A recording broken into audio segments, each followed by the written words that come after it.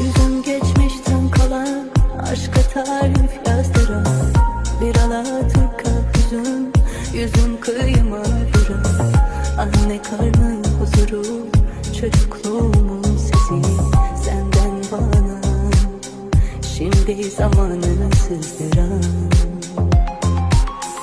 Şımartılmamış aşkım sessizliğe yakın, kim bilir kaç yüzyıldır sarılmamış kolların, sisliydi kirpiklerin ve gözlerin yağmurlu, yorulmuşsun, hakkını almış yılların.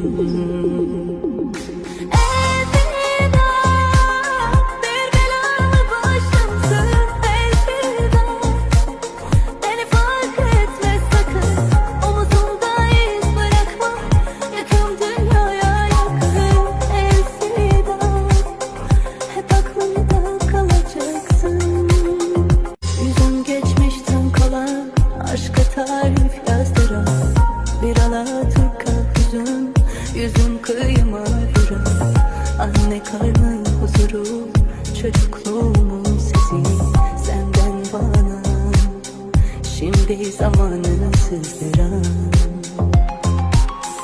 Şımartılmamış aşkım sessizliğe yakın, kim bilir kaç yüzyıldır sarılmamış kolların, sisliydi kirpiklerin ve gözlerin yağmurlu, yorulmuşsun, hakkını almış yılların.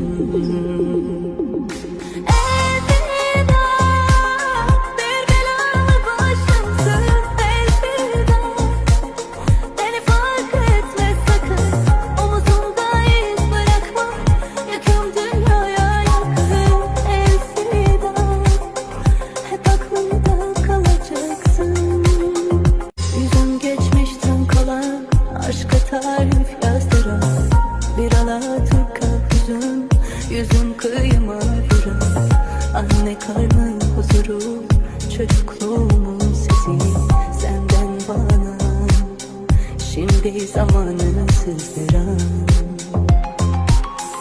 Şımartılmamış aşkım sessizliğe yakın, kim bilir kaç yüzyıldır sarılmamış kolların, sisliydi kirpiklerin ve gözlerin yağmurlu, yorulmuşsun, hakkını almış yılların.